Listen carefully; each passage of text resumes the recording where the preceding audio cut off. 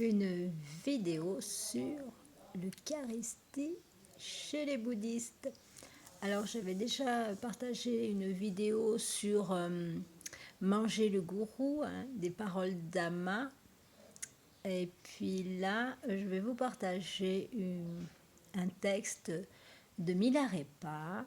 Et puis vous allez voir que dans toutes les traditions sacrées, il y a cette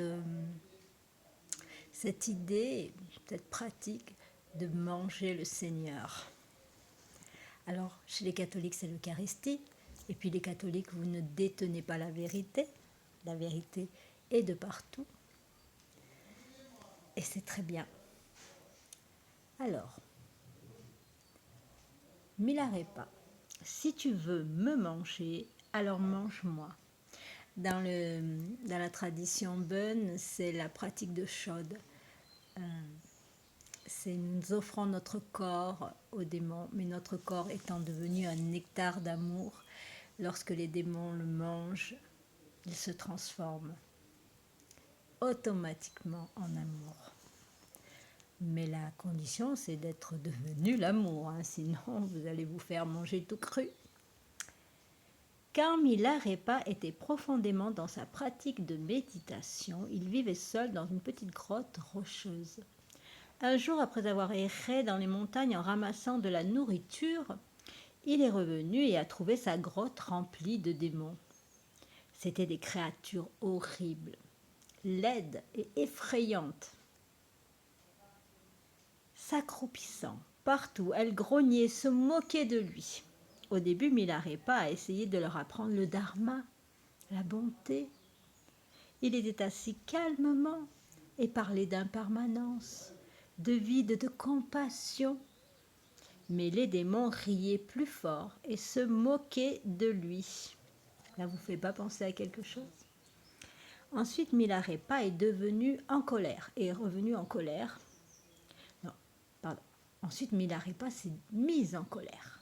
Il leur a crié dessus, a demandé qu'ils partent. Il a essayé de les faire fuir, mais plus ils se battaient, plus les démons devenaient solides et puissants, comme s'ils se nourrissaient de sa peur et de sa colère. Réalisant que ses efforts étaient inutiles, et sur le chemin nous devons tous réaliser cela, que la violence, la colère est inutile, Milarepa a fait une pause. Il se souvenait alors de la véritable essence de la pratique. Ne pas se battre avec les apparences,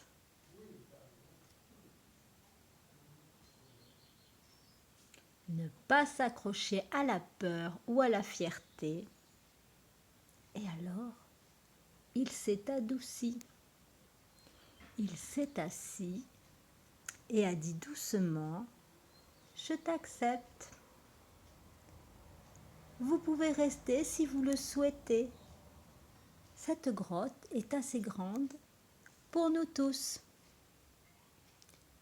Réalisant cela, beaucoup de démons disparurent automatiquement, comme la brume touchée par le soleil du matin.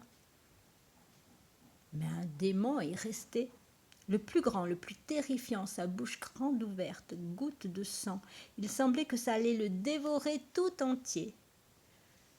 Milarepa a senti une profonde montée de peur. Mais il n'a pas couru et ne s'est pas enfui.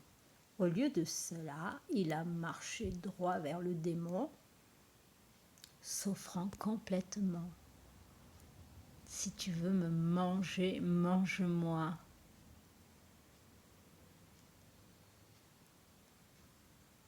En ce moment de capitulation totale,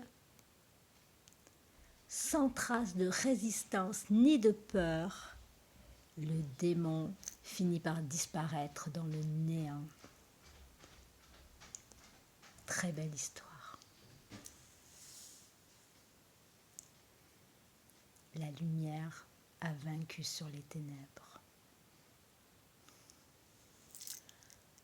N'ayez pas peur de vos démons intérieurs. Nourrissez-les de votre amour.